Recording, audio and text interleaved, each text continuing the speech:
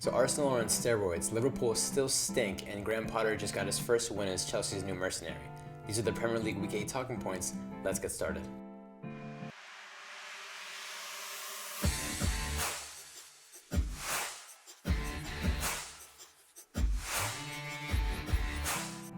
You know, I really didn't want to make this video because the second you start praising Arsenal, the second you start believing in Arsenal, they betray you and take a massive shit on your chest. But at this point, I have no choice because this was the test. Antonio Conte, serial winner, human son and Harry Kane, more goals than them than an AA meeting. Arteta ball versus Italian tactics, the North London derby where the winner takes first place. This was it, and Arsenal fucking railed them. And I know everyone's gonna cry about the red card, which we'll get to in a second, but first let's add context to the game. Arteta's boys were after it immediately. Saka hit the post just 3 minutes into the game, and Xhaka almost scored in the 17th. Then came the goal. Bukayo Saka is so dangerous that he found himself on the right wing occupying 2 defenders at once. He then passes back to Ben White, who lays it off for a completely unmarked Thomas Partey just outside the box. Partey smashes the ball into the top right corner, giving Lloris no chance, putting the Gunners up 1-0 20 minutes into the game. The lead wouldn't last long though, as Xhaka's errant touch forced Gabriel's challenge on Richarlison, giving away a penalty in the 31st minute. Harry Kane steps up, and obviously he slotted it away, because that's what Harry Kane does.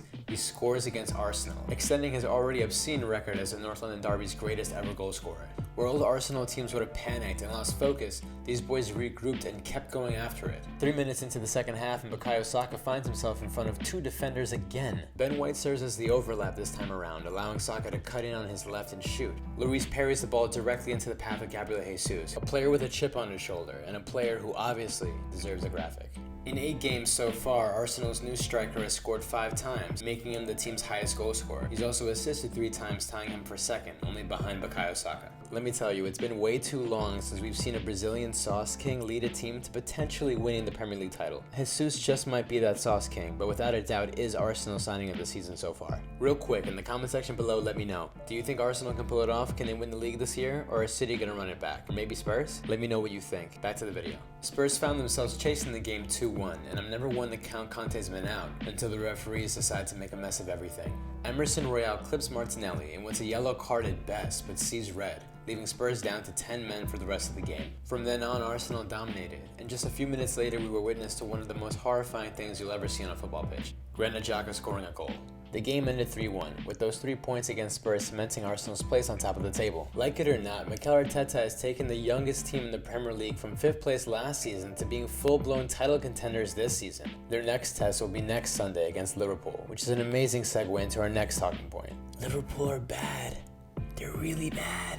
Liverpool tied Brighton 3-3 at Anfield in Brighton's first game without Graham Potter. Granted, this is a perfect example of a team being a victim of its own success. This Liverpool team have been absolutely remarkable these last 4 seasons, having undoubtedly left their imprint on football history forever. But it looks like this team might be seeing the end of its run. We're comparing this current Liverpool side with what they've shown us they're capable of in the past, and as it stands, it's simply not good enough. After 8 games, Liverpool have 1 loss, 4 draws, and only 2 wins. That's tied for the fewest wins in the top half of the table. For the love of God, even the newly promoted Fulham team has 3 wins. We used to praise them for their tenacity and their energy, especially given how they approach the early moments of a game. But now Liverpool are the opposite. They still score a lot of goals, but now it's in response to conceding early first, rather than scoring to set the tone.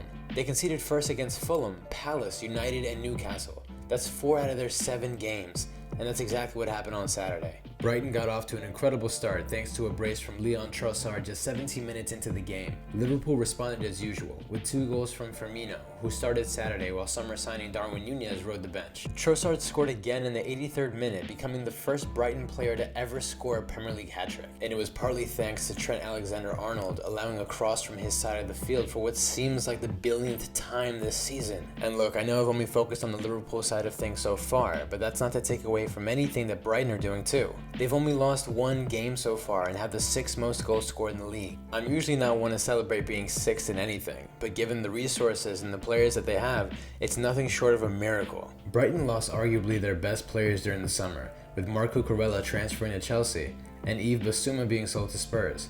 Losing manager Graham Potter was just a cherry on top of the already stacked Premier League Sunday. Fans have a reason to be optimistic though with the appointment of Roberto de Zerbi. The Italian managed Sassuolo for 3 impressive seasons in the Serie A where they overachieved as well. He left Italy last year to go win a title in Ukraine, but found himself out of work after the invasion. It's obviously too early to tell, but if this first game was a sneak peek of things to come, then Graham Potter's replacement won't just fit into the Premier League, he'll thrive in it. Let's move on from Potter's old team to his new one and talk about Chelsea.